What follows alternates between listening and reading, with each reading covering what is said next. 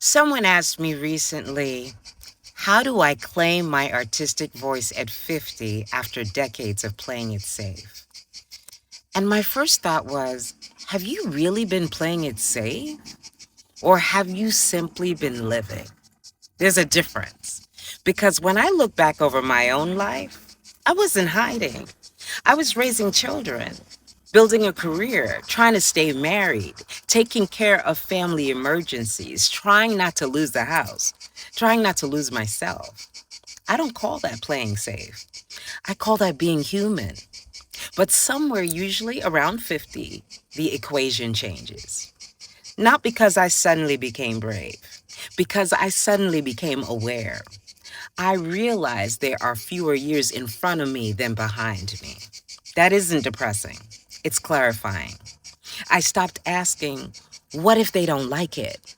And I started asking, what if I never make it? What if the book never gets written? What if the paintings stay in my head? What if I spend another decade explaining the work instead of making it? See, that's a different fear. One fear protects your reputation. The other protects your purpose. And eventually, purpose starts winning. Not because you're fearless, because regret becomes more frightening than rejection. That's what changes. Not your talent, not your voice, your relationship with time. I still get scared. I still wonder whether anyone will care.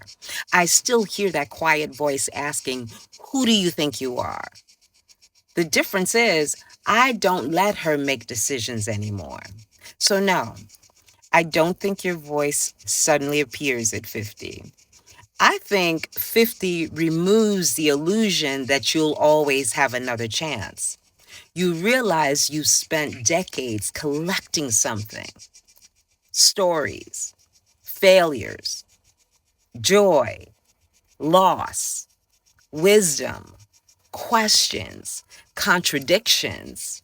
You aren't starting over. You're finally spending what you've been collecting. Finding your voice isn't about becoming someone new. It's about exhausting your need to become everyone else. So age doesn't give you certainty. It gives you urgency. It gives you perspective. It makes you less willing to waste the life you've been given.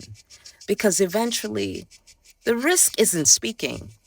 The risk is leaving this world with work that only you could have made, still inside of you. And there is something in you shaped by your history, shaped by your faith, your losses, your questions, your joy, your survival that has never existed before, and it never will again. So don't spend the next decade wondering whether you're ready. Spend it making the thing only you can make.